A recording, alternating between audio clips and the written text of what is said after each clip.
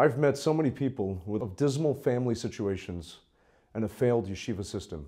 I'm not in any way seeking to diminish or trivialize the pain of those that have survived difficult parents or bad rebbeim. The pain is real.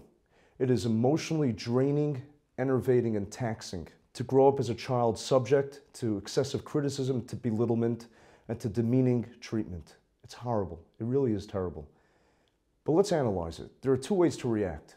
One way is to throw in the towel and to resign oneself to a life of hostility, resentment, and suffering.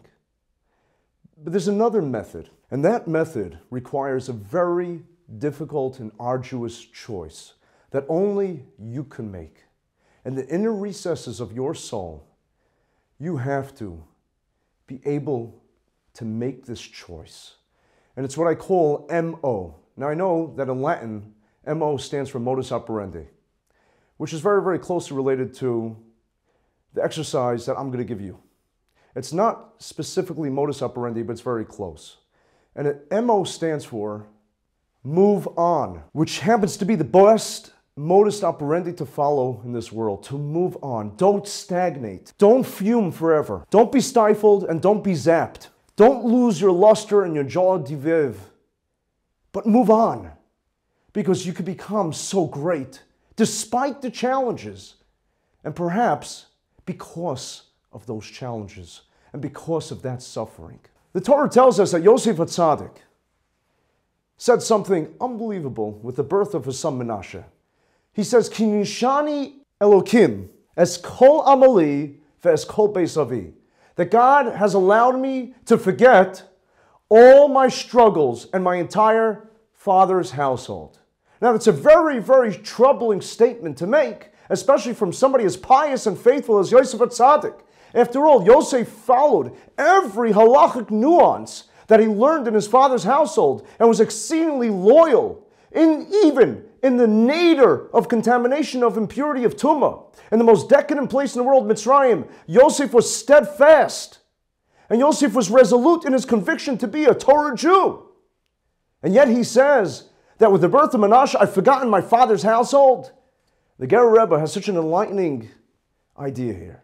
He says that what Yosef was saying was that no matter all the mistreatment, perhaps we could even use a terminology because it did border on abuse, all the travails, all the challenges that he experienced in his father's household, he was ready to forget, to move on, to let go. The Sfas Emes once said to somebody who came to him and complained about the fact there was an elderly person that was losing his memory. Sfas Emes said, perhaps very cryptically, he said, you know, perhaps sometimes having a great memory is a liability, is not an advantage. Sometimes it's good to forget. And that's what Yosef was saying. Yes, I suffered, but it's time to move on. It's time to grow from the experience. And it's time to become greater and bigger.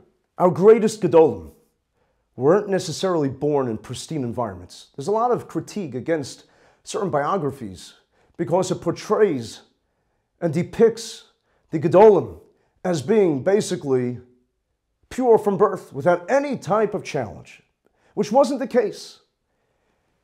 You want to study, for example, the life of the Rambam, arguably the most legendary, iconic Torah leader in the past 1,000 years. The Rambam was born in Cordoba, Spain. Now, there are controversial statements made in different Svarim which seem to have very, very legitimate Makoros, very legitimate sources.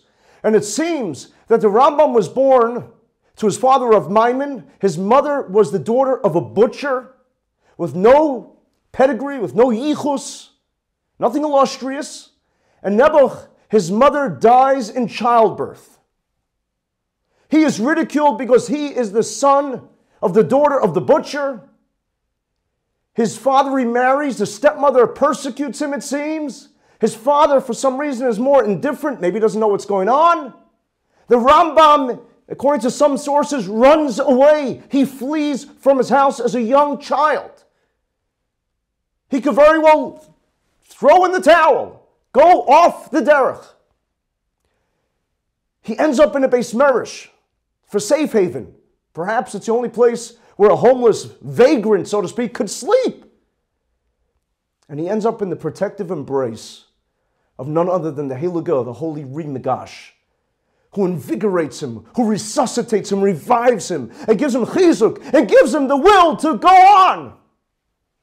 At 13 years old, the Rambam and his family were persecuted, expelled by the Almohads, the fanatical Muslims. And they are rendered into nomads. The Rambam is fleeing at a young age from place to place. He's in Fez, Morocco. He's in Eretz Yisrael. Eventually Alexandria, Egypt, and perhaps near Cairo as well.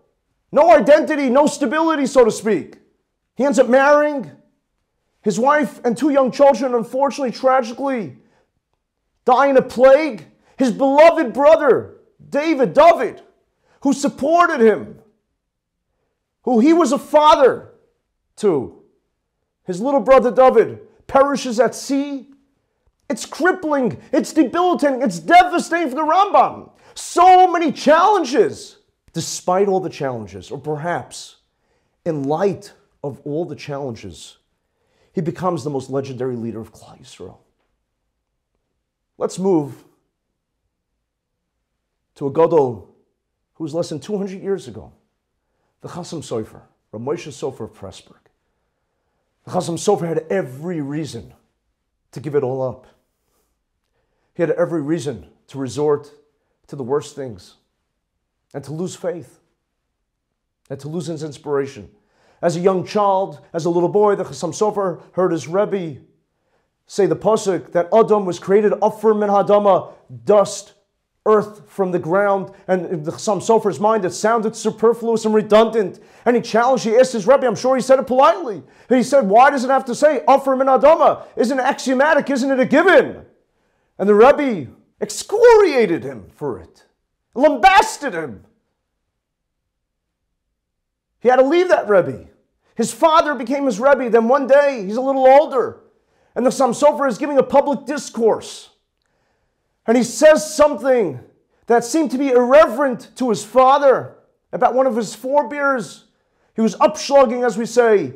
He was trying for enfer something. He was trying to repudiate or answer in a Talmudic extrapolation. And his father went ahead and publicly humiliated him and slapped him. The great Rav Nosson Adler, the gadol at the time, said to the Hussam Sofer, you must cut off ties with your father. He's not healthy for you. And he heeded his Rebbe's warning. And the father listened as well. He had no further contact with his father. He was under the auspices, under the aegis, under the tutelage from then on of Rav Nosson Adler. He could have felt violated. He could have felt a sense of indignity. He could have felt tremendous pain and humiliation. And he could have made a very big indictment and condemnation against his father. And his father represented Torah. Instead, he harnessed his faith and realized that the Torah is greater than any single individual. And he moved on. The great Rav Yaakov Kamenetsky, our generation, our century, known for his piety, known for being so altruistic, forgiving, kind, sweet. The Gadol Hador. When he was a child, his Rebbe leveled an accusation against him that he betrayed the Rebbe and went to the fair in the city. The Rebbe had told everybody that they're not allowed to go to a certain fair. They have to come to yeshiva. That morning, Rav Yaakov was late to school. And the Rebbe was convinced he was late because he went to the fair, when in essence, in reality, he was late because he was helping somebody, he was doing a chesed for somebody. And the Rebbe didn't believe him. The Rebbe called him a liar and slapped him. And Rav Yaakov said that he never forgot that. He never forgot the shame. He never forgot the pain. He never forgot the indignity. But did he throw in the towel? No. Did he give it all up? No, he became Rav Yaakov Kamenetsky. He moved on. We all have challenges. We all experience frustration and pain. These challenges and negative experiences can be the motif that defines our lives, and it could be the beginning of the end of our spiritual and rewarding lives. Or these challenges can be the springboards and building blocks. They can be the stepping stones for our greatness. These challenges can be the directive that makes us more sensitive, more attuned to others' pain, more grounded, more caring, and more understanding, more empathetic, more compassionate to others that are suffering. And it could teach others what a true Torah Jew is all about. The sixth day of Sivan was the day that Moshe Rabbeinu was marked for extinction. It was the day that it was cast into the Nile River to be annihilated, to be killed. And yet that same day, 80 years later, was the most momentous, colossal day in world history when Moshe Rabbeinu on the sixth day of Sivan brings down the Torah to Klal Yisrael. Rav Mordechai Banet, Rav of Nikolsburg, said that is why on Shavuos, the sixth day of Sivan, when we commemorate the giving of the Torah at Sinai, we decorate and embellish the shuls with greenery. You know why, he said? Not to commemorate Sinai that had greenery, but to remember that 80 years prior, Moshe Rabbeinu was languishing. Moshe Rabbeinu was moribund. Moshe Rabbeinu was about to be exterminated in the Nile that had greenery. And that seemed to have been the worst day of his life when, in essence, in a twist of irony and fate, Basia, the princess of Egypt, takes him. He's raised in the most foreign, antagonistic environment in the house of Pharaoh itself. He ends up, according to the Medrash, becoming the king of Ethiopia. He's in Midian. His life takes on such a circuitous route.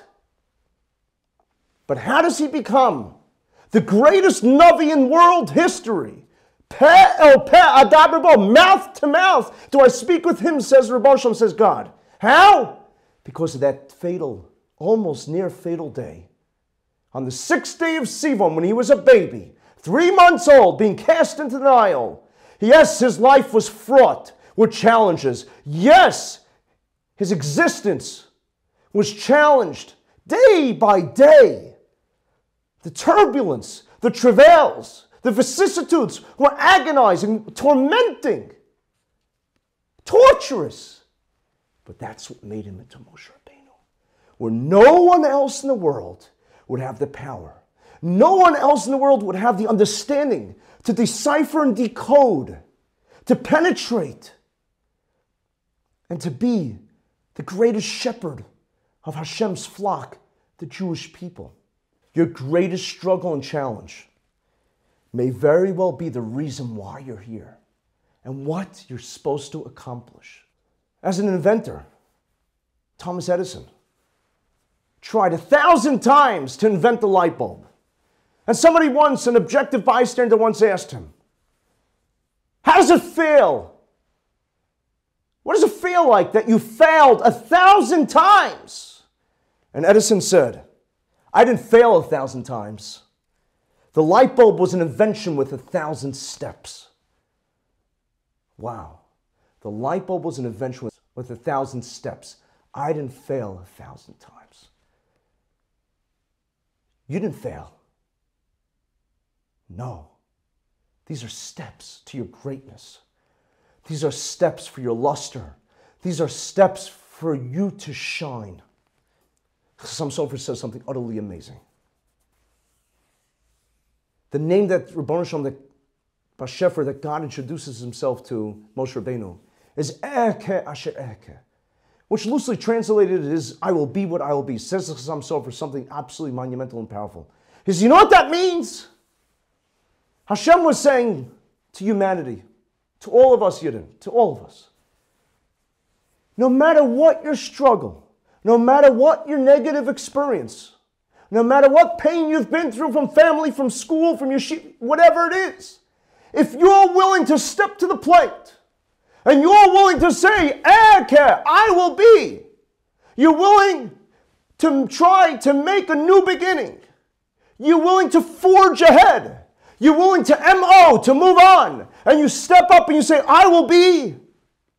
Says the Rebbeinu Shalom back, Eke, if you will be, I will be. I'm going to have your back. I will be there for you in every way. You will see siyata d'shmaya. You will see heavenly divine assistance.